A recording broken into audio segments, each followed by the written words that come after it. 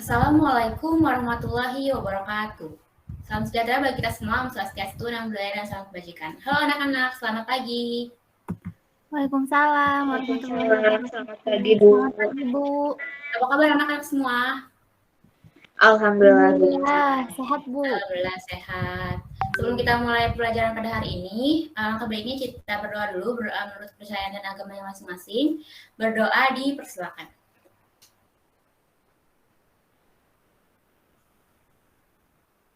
Berdoa selesai. Untuk absensi ada Indraswari Aulia Johana. Hadir, Bu. Ada Selmi Fitriani. Hadir, Bu. Ada Riki Ramadan. Nggak ada, Bu. Izin, Bu. Oh ya, sepertinya izin ya. Oke. Nah, untuk hari ini di mata pelajaran Ibu di desain multimedia, kita akan belajar tentang prinsip-prinsip tipografi. Kan sebelumnya, pekan kemarin, kita sudah belajar tentang pengertian tipografi, sejarah, dan fungsi, dan contoh jenis-jenis tipografi. Dan untuk sekarang, kita akan belajar tentang prinsip-prinsip tipografi. Boleh di share screen? Baik, Bu.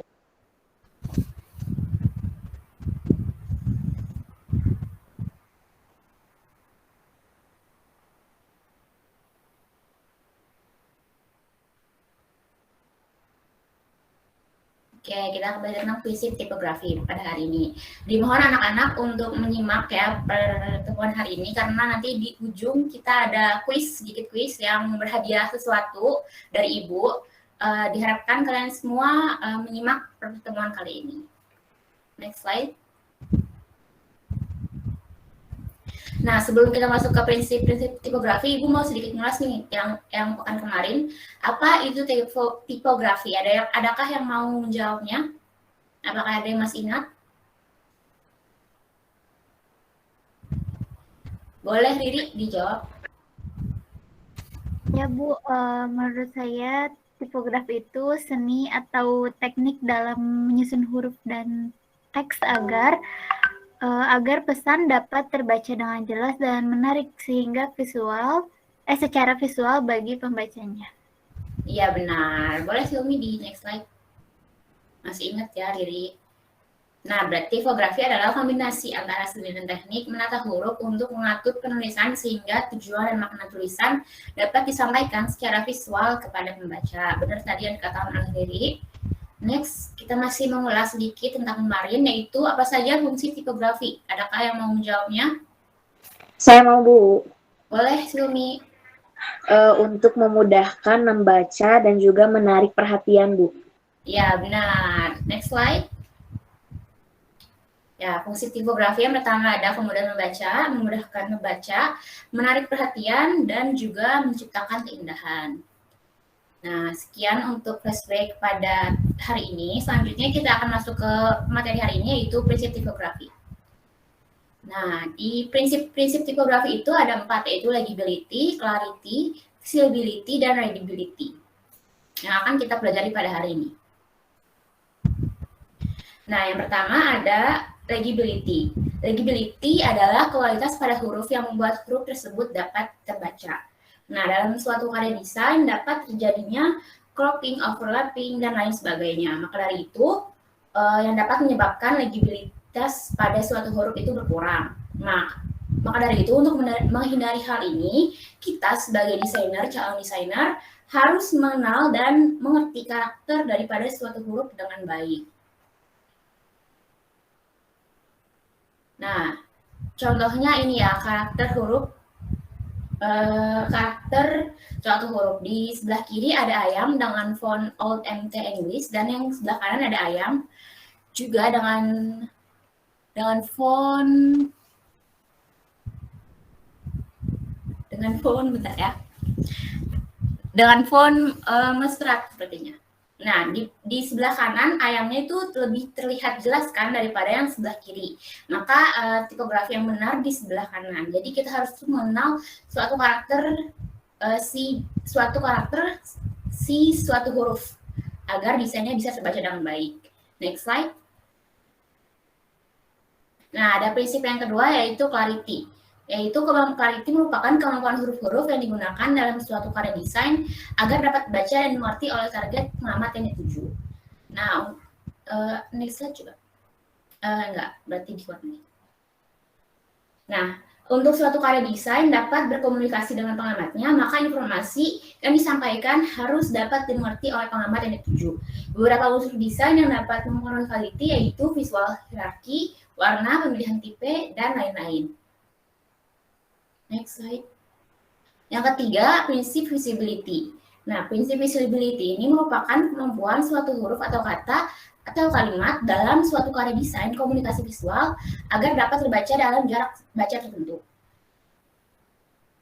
Setiap karya desain mempunyai suatu target jarak baca dan huruf-huruf yang digunakan dalam desain tipografi harus dapat terbaca dalam jarak tersebut sehingga suatu karya bisa dikatakan baik. Nih, Ibu ada contohnya. Nah, contohnya ini ada papan iklan McD ya.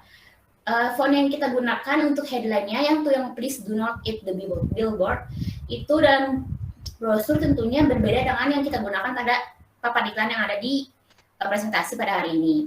Papan iklan harus menggunakan font yang cukup besar sehingga dapat terbaca dari jarak tertentu. Next slide. Nah, yang terakhir ada readability. Readability merupakan penggunaan huruf dengan memperhatikan hubungannya seperti spasi antar huruf, jarak antar huruf dengan huruf yang lainnya sehingga terlihat jelas. Teks